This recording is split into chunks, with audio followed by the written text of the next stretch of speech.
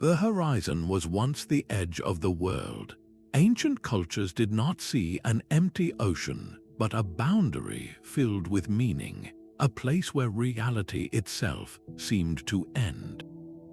For thousands of years, ocean myths of sea monsters and sunken cities were not just stories. They were humanity's first attempts to map the cosmos and explain the terrifying unknown. By the end of this journey, you will understand how these stories literally shaped our world, guiding explorers and calming deep-seated fears of the void. We will uncover why a world-encircling serpent haunted the Norse and what lost paradise Chinese emperors sailed east to find.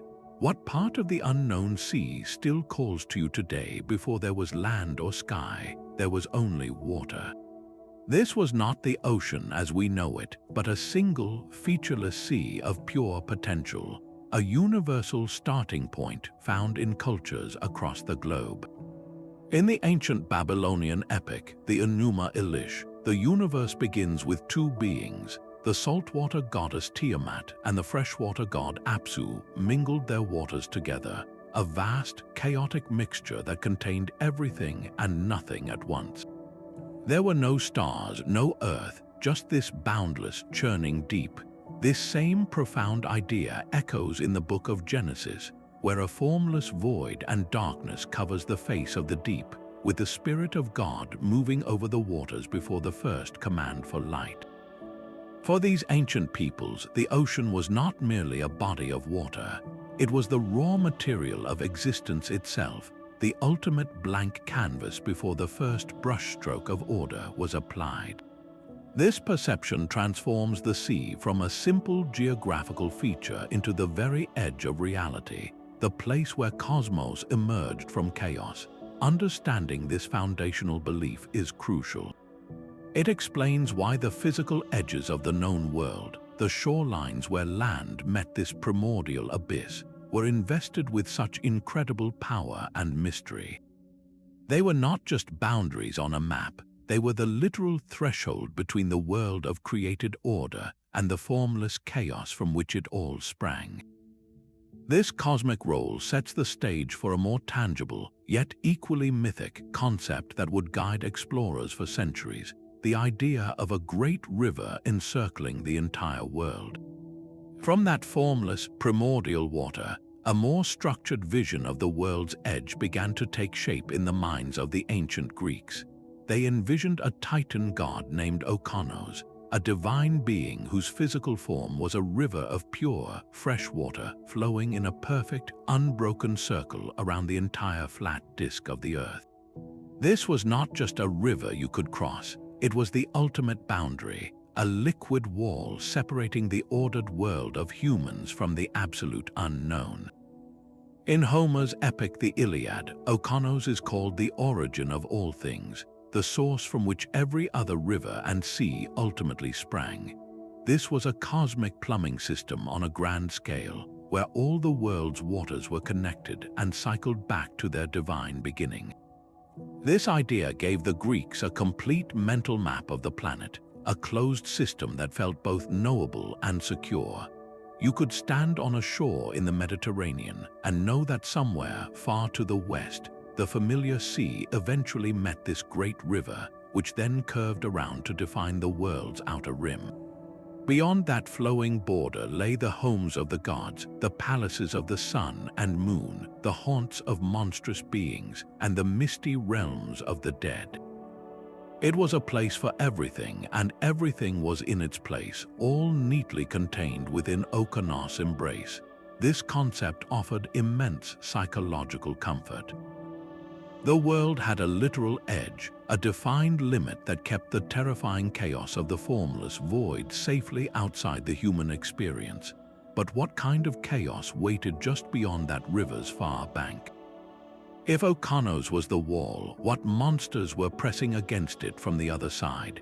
Pressing against that divine river wall were not just abstract fears, but very real and toothy dangers. Ancient maps often labeled the uncharted edges of the ocean with a simple, terrifying phrase, "Here be dragons." this was more than a fanciful decoration. It was a stark warning that the world's rim was a perilous place, populated by monsters and marvels designed to test the bravest of sailors. The Greeks envisioned Scylla and Charybdis, a nightmarish pair guarding a narrow strait. On one side, Charybdis was a monstrous, living whirlpool that sucked entire ships into the deep 3 times a day. On the opposite cliff lurked Scylla, a many-headed horror with snapping dog heads that would pluck sailors from the deck. This was not pure invention. It was a powerful story born from the very real terror of navigating a treacherous, rocky channel where unpredictable currents and sudden whirlpools could easily dash a ship to pieces.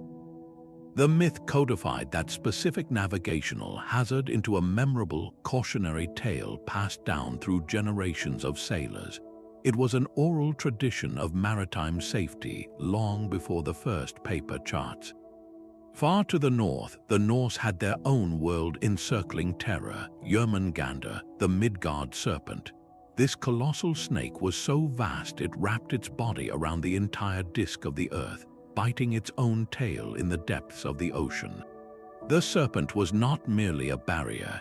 It was an active, malevolent force, its writhing coils said to cause the violent storms that swallowed Viking longships. Imagine the psychological impact of believing every gale you faced was the stirring of a cosmic beast whose sole purpose was to bring about the world's end. These stories were anchored in genuine, if misunderstood, phenomena. Tales of the ship-eating kraken, a beast with arms as long as masts, likely stemmed from rare encounters with giant squid. The haunting songs of sirens luring men to their doom on rocky shores could have been the eerie, distorted cries of seabirds echoing through a thick, disorienting fog. These myths served a dual purpose. They gave a tangible, memorable face to the ocean's deadliest mysteries, while also preparing the human mind for the profound psychological challenge of leaving the known world behind. If you believed you were sailing toward the lair of a world serpent, the simple act of surviving a storm felt like a victory against the gods themselves. This mental fortitude, forged in the fires of these terrifying stories, was the very thing that would eventually push explorers past the horizon, toward the legendary lands they could only dream existed. These lost lands were not just edges on a map, but edges in time. While monsters defined the physical dangers of the ocean, stories of sunken continents like Atlantis and Mu created a different kind of boundary, a limit on human ambition and a memory of a fallen world. Plato's account of Atlantis is the most famous. He described a technologically advanced and powerful empire located beyond the Pillars of Hercules, our modern Strait of Gibraltar. This placed it squarely at the geographical edge of his known world, but its fate was its true lesson. According to Plato, this entire island, with all its people and its glory, was swallowed by the sea in one terrible day and night. This was not just a story about a flood. It was a moral and historical edge, a stark warning that even the greatest civilizations could be brought low by their own hubris and corruption. The edge of the world was not only a place you could sail to, but a state you could fall from. A similar idea emerged centuries later with the legend of Mu, a hypothesized continent said to have sunk beneath the vast Pacific Ocean. Like Atlantis, Mu was imagined as a cradle of civilization, a paradise whose loss represented a golden age from which humanity had declined. These myths likely sprang from a deep human impulse to explain the unexplainable. The sudden, catastrophic fury of a volcanic eruption triggering a tsunami, or the discovery of massive, inexplicable seashells far inland, could easily seed stories of a magnificent world lost beneath the waves. They filled the gaps in both geography and history, providing a tangible, if unreachable, boundary for human achievement. The haunting idea that our own peak might lie buried in the past under the very waters we feared created a powerful psychological frontier. Yet this very sense of loss, this longing for a forgotten paradise, would prove to be a powerful engine for exploration. The search for these sunken kingdoms would, ironically, push sailors to cross the very oceans that supposedly hid them, forever expanding the boundaries of the world they sought to reclaim. These maps were not just charts but moral compasses drawn on parchment. The great medieval Mappa Mundi did not show empty oceans. They illustrated the very edges of the world with vivid depictions of sea serpents, cannibals, and the biblical Leviathan. The phrase "here be dragons" was a genuine cartographic marker, a warning that blended emerging geographical fact with deep-rooted theological belief. For a sailor setting out from a European port, the map was not just a guide to where he was going, but a vivid illustration of the spiritual and physical dangers he would face. It was a world fully interpreted where every blank space was filled with meaning, but these myths were more than just warnings. They became practical tools for survival. Long before the magnetic compass was widespread, sailors looked to the stars, and each star was tied to an ancient story. The constellation we call Cassiopeia was not just a W shape in the sky. It was a vain queen chained to her throne as punishment, placed there by the hero Perseus, whose own constellation shines nearby. By remembering these epic tales, navigators could reliably identify key celestial markers, turning the entire night sky into a recognizable storybook that guided them across the trackless sea. This narrative sky map was their GPS. The stories did not stop at the horizon. Myths of hidden islands blessed with eternal spring or favorable winds acted as powerful incentives. For centuries, maps featured St. Brendan's Isle, a mythical paradise said to have been discovered by an Irish monk in the middle of the Atlantic. Generations of explorers, including Christopher Columbus, took this legend seriously, searching for it and recording supposed sightings. The myth provided a tangible goal, a waypoint of hope that made the terrifying expanse of the open ocean seem conquerable. This seamless interplay between story and observation, between legend and latitude, was the essential bridge. It gave explorers the courage to venture beyond the sea monsters drawn on their maps, setting the stage for a great age of discovery that would ultimately put these ancient myths to the ultimate test.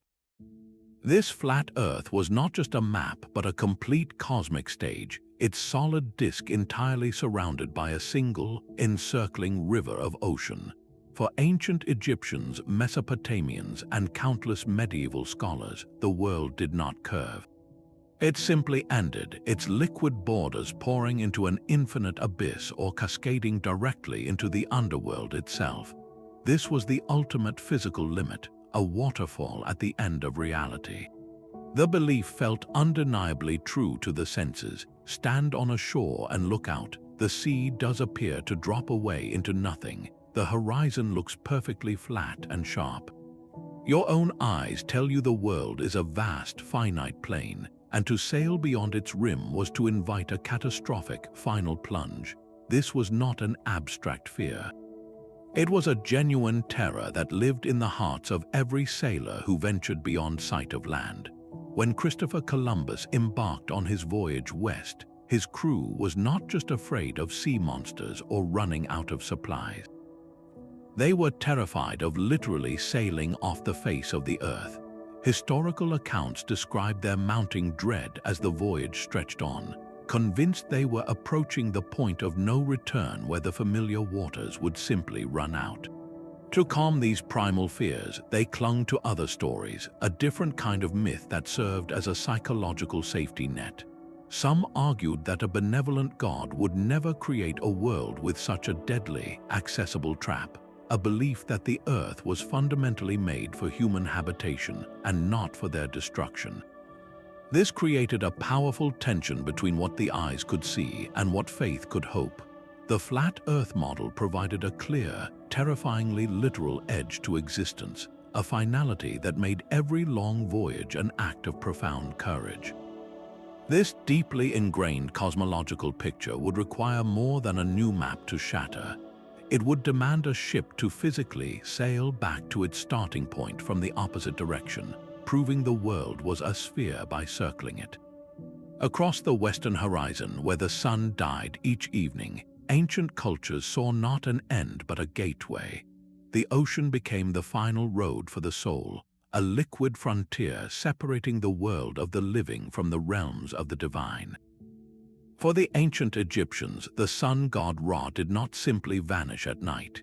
He embarked on a perilous journey through the underworld in his magnificent solar bark, a divine vessel carrying the souls of the righteous dead with him. This underworld was not a fiery pit, but a dark, watery abyss, a mirror of the treacherous and unseen ocean that surrounded their known world. To sail west was to follow the path of the gods themselves, to traverse the same dangerous waters that Ra navigated each night to be reborn at dawn. This belief created a sacred geography where physical direction held profound spiritual weight. The west was not just a cardinal point, it was the direction of eternity.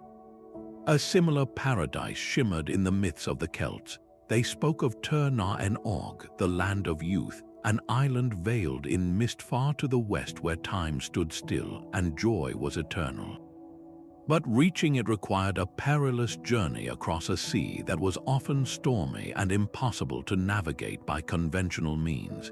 It was a test of spirit as much as seamanship, a quest that only the most worthy or blessed could complete. By placing their heavens and underworlds at the geographical edge of the world, these cultures transformed the ocean from a terrifying void into a transitional space, a sacred threshold. The fear of the unknown did not disappear, but it was redeemed by a greater purpose. A journey across that western sea was no longer a venture into nothingness. It was a spiritual pilgrimage toward something transcendent. This profound connection between navigation and the numinous was not unique to the ancient world. It finds a stunningly practical and beautiful parallel in the way another culture learned to read the vast Pacific, not as an empty expanse, but as a living, navigable cosmos. While European sailors feared a world with literal edges, the Polynesian people saw only a connected pathway. For them, the Pacific Ocean was not a terrifying void to be crossed, but a known and named network, a sea of islands linked by star paths they called Kavenga. Their entire worldview was a living map, a perfect fusion of myth, memory, and meticulous observation. The legendary hero Maui did not just fish up islands from the sea in a fanciful tale.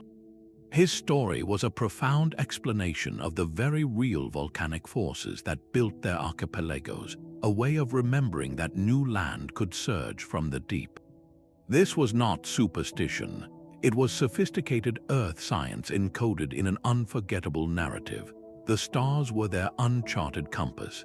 The rising of the Pleiades cluster, known as Matariki, was not just a celestial event. It was a crucial signal broadcast across the heavens, marking the start of the new year and the safe season for long-distance voyaging. This star clock dictated the rhythm of their exploration.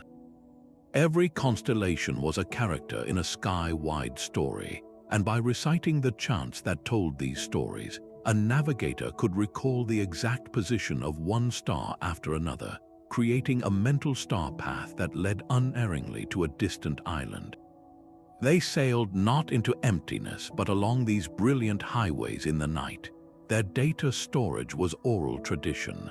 Long chants preserved generations of knowledge about subtle ocean swells, the specific flight patterns of birds returning to land, and the shimmering colors of the water that hinted at distant lagoons. A navigator would lie in the hull of his canoe, feeling the unique rhythm of the waves against the boat, reading the ocean's pulse through his skin. He could identify individual currents by name, understanding them as rivers within the sea. This system allowed them to discover and settle the most far-flung islands on Earth, turning the greatest ocean into a known world. Their myths were their cartography, their stories their sextants. This confident mastery of the Pacific stands in stark contrast to the myths that shrouded a different ocean, where the unknown was not a pathway but a prison of fear. The Pillars of Hercules stood as the ultimate psychological barrier of the ancient world. This narrow strait between modern Spain and Morocco was far more than a geographic choke point. It was the fortified gate of the known universe, the oikoumene, beyond which lay the incomprehensible vastness of Oceanus Atlanticus. According to the myth, the hero Hercules himself erected these pillars, marking the absolute limit of human exploration. The message was carved not just in stone, but into the collective mind of Mediterranean civilization, a warning cry of ne plus ultra, nothing further beyond. To pass through this gateway was to voluntarily step off the edge of the cosmic map into a realm of perpetual darkness and churning chaos. The familiar, almost lake-like Mediterranean, with its predictable winds and coast-hugging routes, ended here. What began was a different kind of sea altogether, one with terrifying tides, monstrous waves, and a sun that supposedly vanished into its depths each night. Yet the human impulse to trade and explore proved stronger than the myth. Phoenician sailors, the master merchants of the ancient world, began to slip past this mental frontier. They ventured north along the Atlantic coast, establishing a secretive tin trade with Britain, a land that must have seemed as distant as the moon to those back home. Some Greek accounts even suggest they sailed south, possibly circumnavigating Africa. But these voyages were state secrets, the knowledge guarded so closely it never permeated the popular imagination. For the average person, the Pillars of Hercules remained a firm, divinely ordained boundary. This gap between what a few brave sailors knew and what the wider culture believed is profoundly telling. It shows how a powerful story can outlive its factual truth, creating a psychological cage far more durable than any physical barrier. The pillars became the archetype for how a culture marks its world's limit, transforming a simple stretch of water into a legend that could hold humanity in place for centuries. For the Norse, the world was not a flat disk with a waterfall at its rim, but a fortress besieged. Their mortal realm, Midgard, was an island of order carved from the corpse of a primordial giant, surrounded by an impassable ocean so vast it was itself a deity. And in that black, icy water coiled Jormungandr, the Midgard Serpent, a beast so immense it could wrap its body around all of creation and bite its own tail. This was not a monster you might encounter on a long voyage. It was the ocean itself, a living, malevolent boundary whose stirrings were the storms that threatened to smash their longships into splinters. The edge of their world was not an empty line, but a coiled, waiting presence. Beyond this serpent-guarded sea lay Utgard, the chaotic outer realm of frost giants and ancient destructive forces. This mythic geography was a direct reflection of their brutal environment. The freezing mists that swallowed their ships, the grinding icebergs that appeared like floating mountains, these were not just weather. To the Norse, they were the literal, physical encroachment of the Iliviga, the icy rivers that once flowed from the primordial void of Ginnungagap at the dawn of time. The edge of the world was not a warm, paradisiacal west, but a freezing north, a return to the primal ice from which life first emerged. This belief did not paralyze them. Instead, it forged a specific kind of courage. They did not fear sailing off an edge, but they absolutely believed in sailing into the domains of tangible, hostile powers. This worldview fueled both their caution and their incredible explorations. A man like Eric the Red, exiled for murder, did not just discover a massive, icy island. He named it Greenland, a deliberate and pragmatic piece of myth-making designed to lure settlers past the edge of their known world. He was selling a new Midgard, a new pocket of order, in a land that was, in reality, closer to the mythic Utgard. Their stories acknowledged the hostility at the world's periphery, but that very acknowledgement gave them the grim resolve to face it, to plant a settlement in the shadow of the giant's land. This stark, ice-bound edge stands in profound contrast to the visions that flourished in the ancient East, where the world's end was not a wall of frost, but a gateway to immortality. While the Norse faced a world-encircling serpent, the view from China's shores was one of brilliant promise. The eastern horizon, where the sun was born each morning, was not a place of monsters but a gateway to paradise. Chinese mythology envisioned Mount Penglai, a sacred island rising from the eastern sea, where the 8 immortals lived in eternal joy, surrounded by palaces of gold and jade. There the peaches of immortality grew, and the very dew was an elixir granting everlasting life. This was not a story of terror but of profound desire. It transformed the ocean's edge from a boundary of fear into a destination of divine favor, a direct reflection of Taoist philosophies that sought harmony with nature and the ultimate prize of longevity. The vast, unknown Pacific was not an impassable barrier. It was a celestial waiting room holding the very secrets to transcending human mortality. This hopeful vision was powerfully concrete. The legendary land of Fusang, often described as a giant mulberry tree far to the east where the sun rested, became a mythical stand-in for actual lands like Japan or even the Americas. These were not just places on a map, they were possibilities. This mythic geography directly sponsored real-world exploration. The first emperor of a unified China, Qin Shi Huang, was consumed by his desire for immortality. He dispatched a massive expedition led by the court magician Zhu Fu, giving him a fleet of ships, thousands of young men and women, and ample supplies to cross the eastern sea and retrieve the elixir of life from Penglai.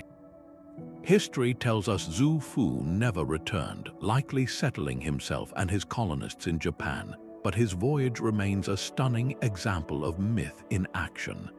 An emperor's spiritual aspiration funded a journey that expanded the practical limits of the known world. This positive framing created a fundamentally different psychology of exploration. Where European sailors feared sailing off the edge, Chinese explorers were pulled forward by a vision of spiritual and physical perfection. The unknown was not a void to be feared, but a treasure to be unlocked. This search for an earthly paradise would, centuries later, be perfectly mirrored in the European age of discovery, as kings and queens sent their own ships west, not just for spices and gold, but in pursuit of a legend they called the Fountain of Youth. Beyond the Pillars of Hercules, a different kind of myth took hold, one not of monsters but of a dead sea. Arab geographers named it Bahr al-Zulmat, the Sea of Darkness, while their European counterparts called it the Mare Tenebrosum. This was not a place of living threats but of environmental death. Descriptions from scholars like al-Idrisi portrayed a viscous, greenish ocean choked with strange vegetation, where the water itself was thick and slimy, the sky perpetually black, and the winds so violent they prevented any return voyage. It was an ocean that had simply stopped being an ocean, a place where the very rules of nature were undone. This terrifying vision was almost certainly born from real, if misunderstood, encounters. Sailors venturing down the West African coast would have met the Canary and North Equatorial currents, powerful, river-like flows within the sea that could sweep a ship helplessly westward. Further out, they would have found the Sargasso Sea, a vast, eerie region of the Atlantic where mats of floating sargassum weed collect in the still waters, creating the illusion of a solid, vegetative crust. To a mariner used to the clear, deep blue of the Mediterranean, this green, tangled expanse must have looked like the end of the world. The myth of the Sea of Darkness was a powerful psychological innovation. It replaced the classic sea serpent with something far more insidious, a cosmic anti-creation. It was not a beast you could fight, but an environment that simply rejected life. The fear was of stagnation, of being trapped forever in a windless, rotting soup, a void that swallowed light and hope itself. This belief created a mental barrier stronger than any physical threat, paralyzing exploration for centuries. Both Arab and European cultures possessed the shipbuilding technology and navigational skill to venture further, but the collective will was frozen by this story. Overcoming the Sea of Darkness required more than a new ship design. It demanded a new story, one that began with the slow, deliberate courage of Portuguese captains edging their way down the African coast, turning a myth of a dead sea into a mapped and living shoreline. The line between a map and a myth could be vanishingly thin. Consider the Vinland map, a document that stunned the world by appearing to show the coast of North America, labeled as Vinland long before Columbus sailed. Its parchment suggested Norse explorers had not only reached the New World but had charted it, placing their mythical land of wine and grapes squarely onto a medieval understanding of the globe. Yet the map is almost certainly a brilliant modern forgery. Its true power lies not in its authenticity, but in what it represents. It is a perfect example of mythical cartography, the practice of inscribing legendary places onto the world's blank spaces, making them real with the stroke of a pen. For centuries, maps were not just scientific instruments. They were cultural wish fulfillment, blending hard-won geographical fact with the enduring stories a society wanted to believe were true. Long after educated Europeans knew better, maps continued to feature phantom islands like High Brassel, a circular landmass said to appear out of the Atlantic mist every 7 years. They charted the vast and wealthy kingdom of Prester John, a Christian empire supposedly hidden somewhere in the depths of Africa or Asia, ready to be a powerful ally against rival faiths. Cartographers included these places not out of ignorance, but because their audience, their patrons, expected to see them. A map was a story about the world, and what good is a story without a little magic? The edge of the known world was not a fixed line, but a flexible frontier that could stretch to include a hopeful legend or contract with a disappointing reality. This slow, painful process of separating the mythical from the geographical was one of the great intellectual dramas of the Age of Discovery. Every returning ship carried not just spices and gold, but a new piece of a puzzle that was forever redrawing the map, forcing the dragons to retreat, one vanished island at a time. The great oceanic myths did not shatter, they simply retreated. When Bartholomew Dias rounded the southern tip of Africa in 1488, he did not plunge into the Sea of Darkness. He found a navigable coastline and favorable winds, renaming the stormy cape the Cape of Good Hope. This was a profound moment, not of mythic collapse, but of mythic relocation. The psychological barrier was breached, and the void was suddenly filled with a map. Vasco da Gama soon followed, pushing all the way to the spices of India, proving that the ocean was not a dead end but a highway to untold wealth. Their voyages did not erase the old stories, they simply proved the monsters were not where everyone thought they had been. The edge of the world had to find a new home. Christopher Columbus embodied this cognitive dissonance. He carried a cargo of medieval myths in his mind, convinced the world was much smaller than it is and that Asia lay just a few weeks' sail to the west. When he made landfall in the Caribbean, he did not see a new continent. He saw the outer islands of the Indies described by Marco Polo. He interpreted the geography through the lens of his expectations, renaming every island in an attempt to fit this new world into his old maps. He was certain he was near the earthly paradise described in the Bible, and he even claimed to observe the gentle slope of the earth as he sailed, evidence he was approaching the site of the Garden of Eden. The reality of the Americas was so immense, so unprecedented, that it had to be filtered through the only framework he possessed, a blend of classical geography, biblical prophecy, and travelers' tales. The discovery of new continents did not kill the old myths. It gave them a new, vast territory in which to thrive. The search for El Dorado, the city of gold, simply moved from old legends to the rivers of South America. The Fountain of Youth was no longer a shimmering mirage in the Atlantic, but a tangible goal for conquistadors like Ponce de Leon, who searched for it in the swamps of Florida. The edge of the world had not been eliminated. It was pushed further west into the vast, uncharted expanse of the Pacific Ocean, which now became the final blank canvas for humanity's oldest dreams and fears. With the coastlines of the Americas firmly drawn, the Pacific Ocean became the final and greatest canvas for the unknown. This was a body of water so vast it could swallow every continent and still have room for more, a true void on the map that demanded explanation. European cartographers, clinging to a classical sense of balance, filled this emptiness with Terra Australis Incognita, the unknown southern land. This was not a whimsical guess, but a logical necessity for their worldview. They believed the continents of the north needed a massive counterweight in the south to prevent the planet from toppling over. This hypothetical continent grew in legend with every voyage, imagined as a fertile, temperate paradise brimming with gold and strange civilizations, a perfect southern mirror to Europe itself.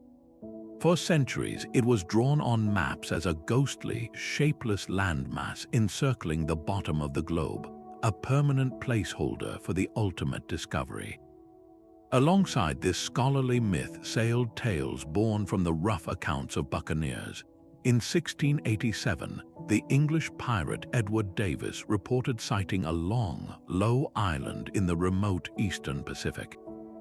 His Davis Land, sometimes conflated with the equally phantom Davis Island, became a navigational will-o'-the-wisp. For decades, captains searched for it, their logs filled with frustrated entries noting its elusive position. It was a classic Pacific mystery, a place that seemed to vanish in the haze the moment you sailed toward it, proving that the ocean itself seemed to conspire in hiding its secrets. The man who would finally cut through these legends was Captain James Cook. His 3 voyages in the late 18th century were missions of systematic demystification. Sailing further south than any European before him, he crossed the Antarctic Circle and encountered only icebergs and freezing fog, proving that if a habitable southern continent existed, it was locked deep within polar ice, not a land of easy riches. He meticulously charted countless islands, turning phantom blobs on a map into real, named places with coastlines and anchorages. Yet, even Cook's rigorously empirical mind could not completely silence the unknown. His own journals note strange, unexplained sightings. On his first voyage, crew members aboard the Endeavour were convinced they saw a landmass to the south, which Cook dutifully recorded before determining it was a bank of clouds, a classic mirage. These moments of collective illusion, witnessed by experienced sailors, demonstrated the Pacific's enduring power to deceive the senses and fuel the imagination. The Age of Enlightenment could map the coastlines, but it could not erase the fundamental human need for mystery. The Pacific, in its sheer immensity, guaranteed that the edge of the world would always remain just over the horizon, a concept that continues to this day with stories of vanished aircraft and uncharted trenches. Even as the Pacific was being charted, other phantom islands refused to vanish from the maps. For centuries, sailors swore by the existence of High Brassel, a circular island shrouded in mist somewhere off the western coast of Ireland. It was said to appear only once every 7 years, a fleeting emerald kingdom that many tried and failed to reach. Further north, the legend of Thule captivated the ancient Greeks. First mentioned by the explorer Pytheas, Thule was described as the northernmost land, a place where the sea became a frozen, slushy mass and the sun barely set in summer. Both of these places were more than just cartographic errors.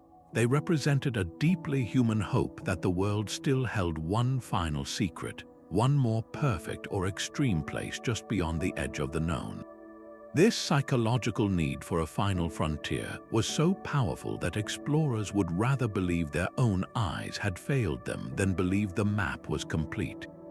This belief was often reinforced by a stunning natural phenomenon known as a fata morgana. This complex mirage can take a distant, real headland or iceberg and stretch it, distort it, and lift it high into the air, creating the illusion of a floating city or a jagged, unknown coastline hovering just above the horizon. A weary sailor scanning the empty sea might suddenly see a phantom island materialize in the sky, a shimmering vision that felt like a personal reward for his perseverance. He would return to port with a sworn testimony, and the cartographers, faced with this earnest account, would often leave the island on the map for another generation.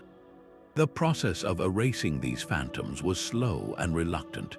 It was not a moment of triumphant discovery, but a quiet, bureaucratic admission of defeat. Naval surveyors would sail to the recorded coordinates again and again, finding only empty ocean until finally, with a stroke of ink, High Brassel and its kind were officially retired from the charts. This act marked the final stage in defining the world's coastlines, but it could never kill the mythical power these places held. The human mind had simply lost a specific destination for its dreams, forcing the edge of the world to retreat inward into the last great unexplored space, the deep ocean itself. The ocean's edge was never just a line on a map. It was a psychological necessity, a boundary we built in our minds long before we ever charted the coastlines.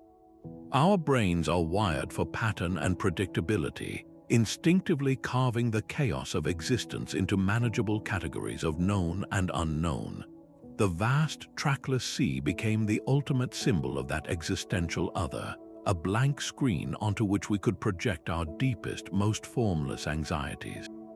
What happens after we die? What if the order we depend on is just a fragile illusion?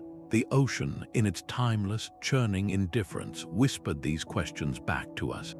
To face that abyss without a story was to confront the terrifying possibility of our own cosmic insignificance. So we gave it a face. We populated the void with krakens and serpents, not merely to explain storms, but to transform an abstract terror into something we could fight, outwit, or at the very least understand. A monster has rules. It can be defeated by a hero, appeased by a sacrifice, or avoided by a clever sailor. An empty, meaningless void offers no such comfort. This act of myth-making was a profound act of control. By telling stories about the edge of the world, we were building a mental seawall against the tides of chaos. This same cognitive reflex is alive and well today. We have simply changed the scenery. The deep ocean trenches, with their crushing pressure and alien life forms, are our new Mare Tenebrosum.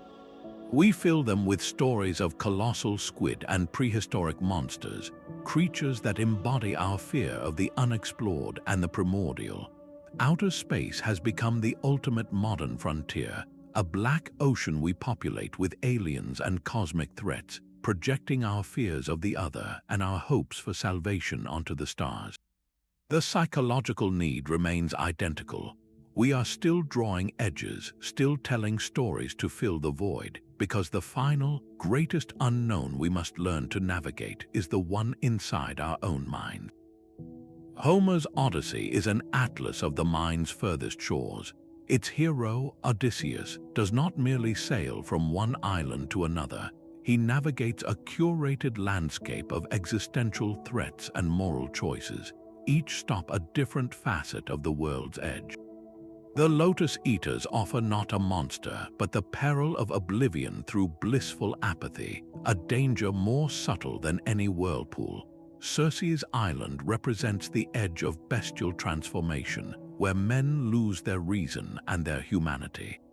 Most famously, his journey to the mist-shrouded land of the Cimmerians, the very entrance to the underworld, charts the ultimate boundary between life and death. This was not just a story, it was a cultural repository. For centuries, Homer provided the Mediterranean world with a shared vocabulary for the unknown, codifying the idea that the ocean was not empty, but spiritually and morally dense. This literary tradition kept the mythical map alive long after real maps began to change. A stunning echo of this appears millennia later in the haunting verses of Samuel Taylor Coleridge. His Rime of the Ancient Mariner is a psychological odyssey for the age of exploration. When the mariner impulsively shoots the albatross, a creature of good omen, he is not just committing a cruel act. He is violating a sacred boundary, transgressing an unspoken covenant between humanity and the natural world. His punishment is not a sea monster, but the sea itself turning against him. The ship is trapped in a nightmare of stillness, where the very water rots and the sun burns like a blood-red coin in a copper sky. Day after day, we stuck, nor breath nor motion, as idle as a painted ship upon a painted ocean. This is the Sea of Darkness reimagined, not as a physical place but as an internal state of guilt and existential isolation. The albatross hung around his neck is the weight of his transgression, a tangible symbol of the spiritual consequences of crossing a line.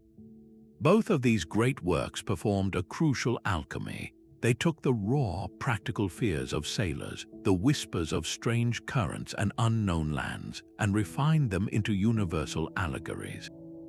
The edge of the world was no longer just a geographical location you could avoid.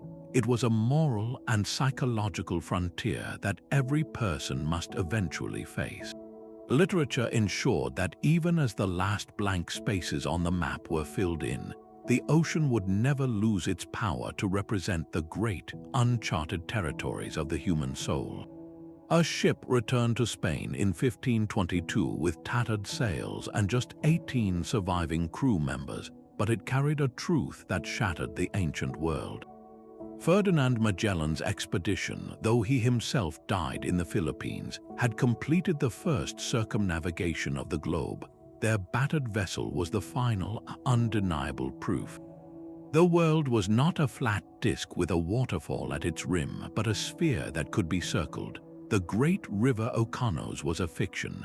The Sea of Darkness was now a traversed highway. This was the first great crack in the mythical foundation of the sea, a shift from stories to observable, repeatable fact. Yet this new knowledge came with a quiet cost. The ocean was no longer a divine boundary to the underworld, but a continuous body of water. The mystery was receding, replaced by the sobering reality of sheer, empty distance. The monsters were not slain by a hero's sword, but banished by a ship's logbook. This process of demythologizing accelerated with a desperate, practical problem. How could a sailor know his precise location east or west?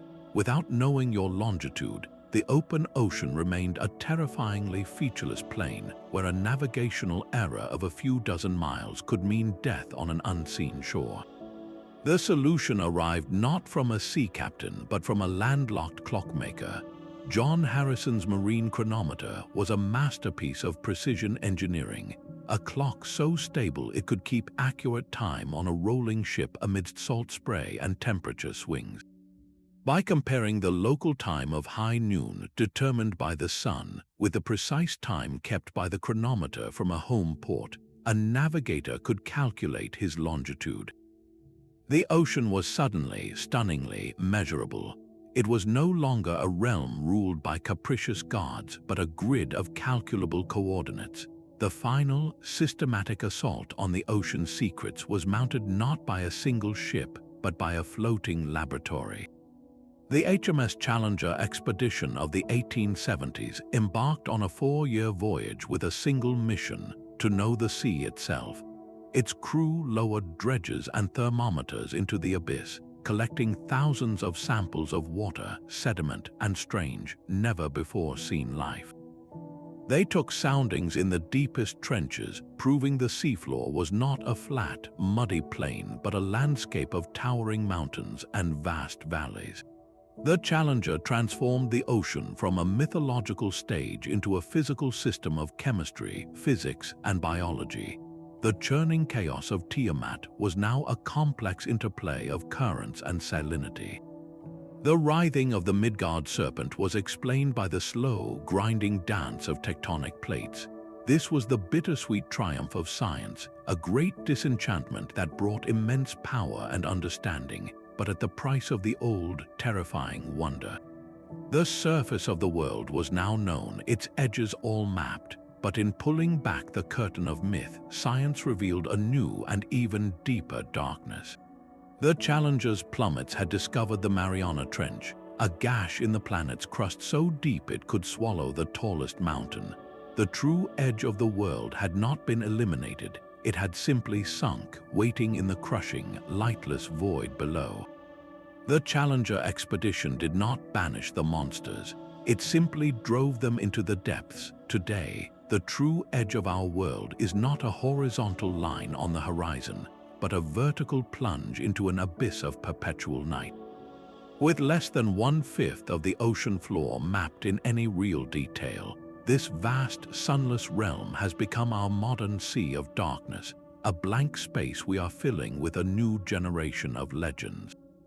The 19th century obsession with sea serpents, those long-necked beasts reported by bewildered sailors, has evolved into a thriving culture of cryptozoology. We now hunt for the ghost of Megalodon, a prehistoric shark so colossal it could swallow a car whole, feeding stories that it still prowls the unexplored trenches.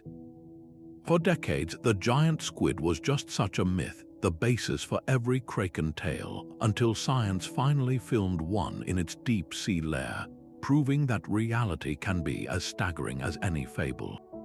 Our blockbuster films and speculative documentaries endlessly draw from this well, understanding that the deep sea is the last place on Earth where such a monster could plausibly hide. But the truth emerging from the abyss is stranger than any fiction. Submersibles now illuminate a world that seems to validate every ancient intuition of a reality beyond our own. Here, in the crushing pressure, life has taken forms that feel utterly alien. Jellies pulse with their own cold, bioluminescent light, creating a star field in the midnight water. Bony fish with needle-like teeth and distensible stomachs wait patiently for prey in a world where meals are rare and unforgiving. On the seafloor, zombie worms slowly consume the bones of fallen whales, while entire ecosystems not dependent on the sun, but on the toxic, mineral-rich brew spewing from hydrothermal vents, thrive in a blistering soup.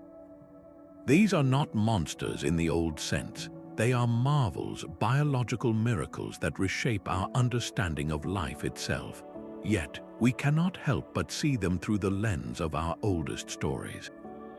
Their very existence confirms a profound and timeless pattern. The human mind is wired for wonder, and when one frontier is finally charted and conquered, our gaze immediately turns with a restless hunger to the next great unknown.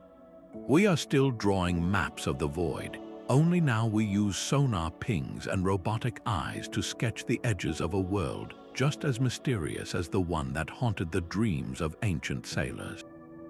Our ancient fear of the ocean's edge has not vanished, it has simply changed its form. Today, the true monster is not a leviathan from the deep, but the sea itself, transformed by our own actions into a rising, warming, and acidifying force. This is the new environmental edge, a frontier defined not by geography, but by the planetary boundaries we are dangerously exceeding. The mythical punishments for crossing a divine limit now find a chilling parallel in the scientific forecasts of climate change. Where ancient sailors feared the wrath of a sea god for their hubris, we now face the measurable consequences of a world overheating from fossil fuel emissions.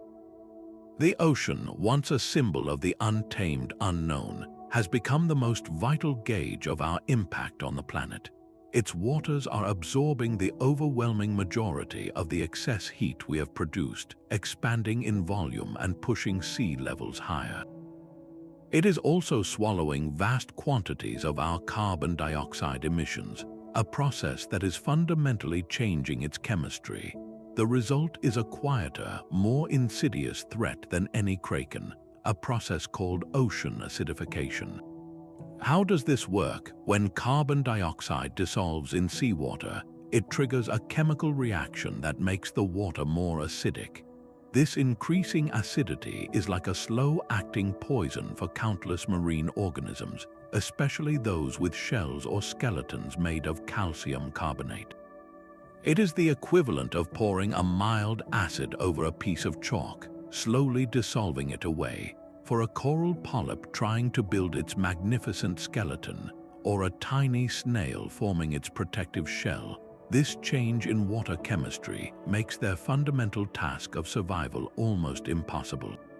We can see this new edge most vividly in the ghostly, white skeletons of bleached coral reefs. These vibrant underwater cities, teeming with life, are now turning into barren graveyards. Coral bleaching occurs when the water becomes too warm, causing the stressed corals to expel the colorful, symbiotic algae that live in their tissues and provide them with most of their food. Without these algae, the coral starves, its bone-white skeleton showing through its transparent flesh. This is not a distant future. Mass bleaching events are now occurring with frightening frequency, turning vast stretches of the Great Barrier Reef and other reefs worldwide into pale monuments of a disrupted system. And then there is the modern plague of plastic, a synthetic monster of our own creation. Where ancient maps might have drawn a sea serpent, we now have vast, swirling gyres of plastic debris, some larger than entire countries.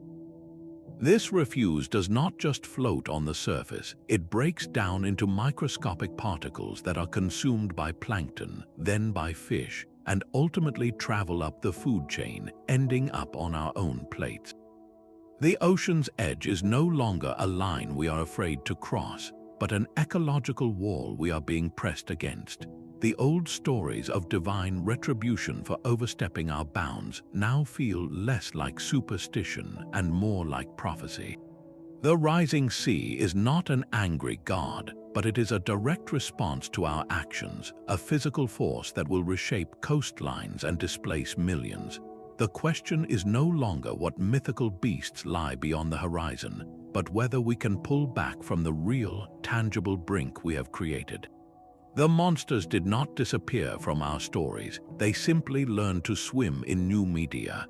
Our blockbuster films and best-selling video games are now the primary vessels for the same archetypes that once haunted ancient mariners. In the found footage chaos of Cloverfield, a modern audience witnesses the arrival of a Leviathan, a creature of pure, inexplicable destruction rising from the deep to shatter a city. This is not a new fear, it is the same primal terror that Norse sailors felt when they imagined Jormungandr stirring, a sudden, catastrophic reminder that the world's order is fragile. The kraken, that legendary squid of impossible size, gets a spectacular update in the Pirates of the Caribbean franchise, its tentacles rising from the depths to crush ships just as it did in the logbooks of medieval sailors. These stories work because they tap directly into the psychological wiring laid down over millennia, translating the fear of a hostile, unknown ocean into a cinematic language we instantly understand. Even our children's entertainment carries this ancient DNA. The Disney film Mona features Te-Ka, a raging volcanic demon who is ultimately revealed to be Te-Fiti, a benevolent island goddess whose heart was stolen. This transformation of a destructive force into a life-giving one perfectly mirrors the dual nature of the ocean itself, a capricious entity that can both grant life with its bounty and take it away with its storms. It is a direct echo of the Polynesian creation myths where the ocean is a living, breathing character in the story of the world. The lost city of Atlantis remains one of our most persistent cultural tropes, appearing everywhere from comic books like Aquaman to animated films like Atlantis, The Lost Empire. Each retelling explores the same core theme from Plato's original account, the cautionary tale of a great civilization brought low by its own arrogance and then swallowed by the sea. This myth endures because it speaks to our deep-seated anxiety about our own technological prowess and its potential for environmental or societal collapse. The most profound modern reinterpretation of the ocean's edge comes from the cosmic horror of H.P. Lovecraft. His Cthulhu mythos presents the deep sea not as a place of monsters, but as a void containing ancient, sleeping gods whose very existence mocks human significance. The central, terrifying concept is that the ocean hides realities so alien that to glimpse them is to risk madness. This is the ultimate evolution of the Sea of Darkness, a psychological and existential abyss rather than a physical one. When a character in a Lovecraft story reads the blasphemous texts describing the sunken city of Arlaye, they are experiencing the same dread a medieval sailor felt looking at a map labeled "Here be dragons," a fear of knowledge itself. These cultural echoes are not mere nostalgia. They are proof that the human mind still uses the same fundamental patterns to process the unknown. We no longer draw serpents on parchment maps, but we faithfully animate them in multi-million-dollar films because the edge of the world is not a geographical location. It is a story we have always told ourselves, and we are not ready to stop telling it. That empty horizon does more than frighten us, it transforms us.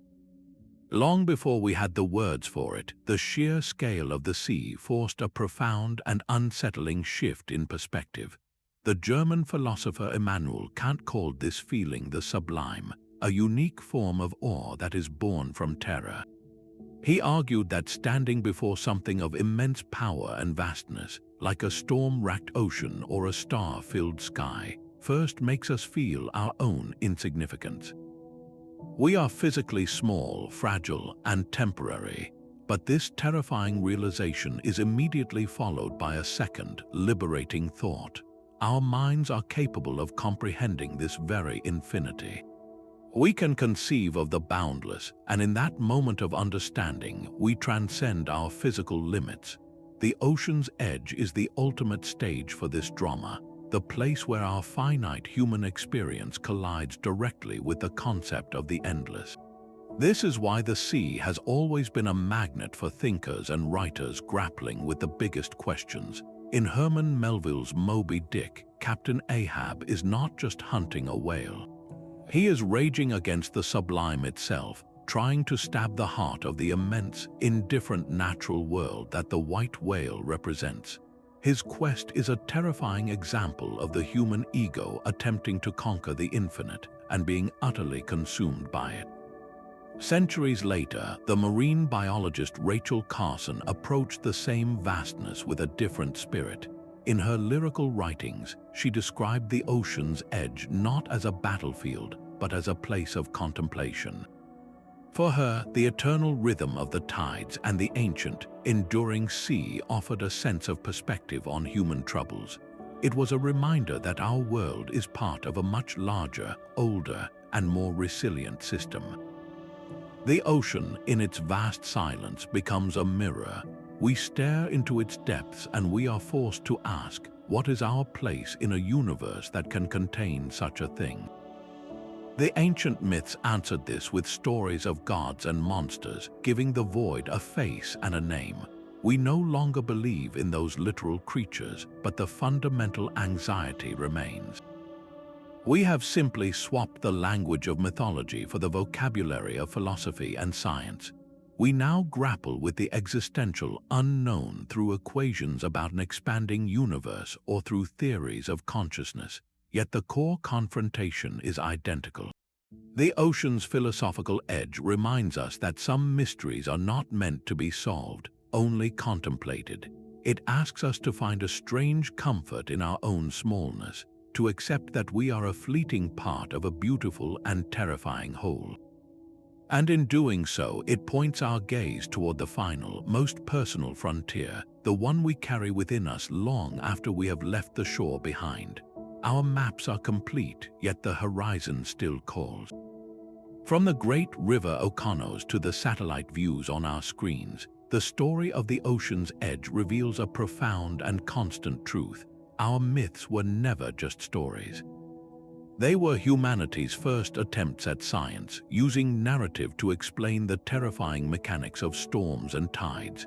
They were our first philosophy, asking through metaphor what lies beyond life and what power governs the cosmos. And they were our first literature, turning the churning chaos of the unknown into epic poems of heroes, monsters, and lost worlds. These frameworks did more than just explain the world, they equipped us to live in it. They taught necessary caution to sailors facing real dangers. They inspired generations to build ships and venture forth, and they gave a tangible shape to our formless anxieties about death, oblivion, and our own small place in the universe. Today, a satellite image can prove there is no physical edge to sail over, no waterfall at the end of the world, but the psychological edge remains as sharp as ever. We have simply transferred our gaze to new frontiers. The deep ocean, with its crushing pressures and alien ecosystems, is our modern sea of darkness. The vastness of outer space has become our new celestial ocean, filled with its own potential for wonder and terror. And the ocean itself now presents an environmental frontier, a mirror reflecting the consequences of our own actions. These ancient stories remind us that the drive to explore is not about conquering the unknown, but about conversing with it. The urge to map the uncharted, to question the void, and to find meaning in the great beyond is the very current that has carried us through history. It is what transforms us from creatures huddled on a shore into a species that reaches for the stars. Which of these ancient tales speaks to you? Is it the world-spanning Serpent, the sunken city of gold, or the paradise waiting beyond the eastern waves? Share your thoughts and join us next time as we continue to unravel the mysteries of our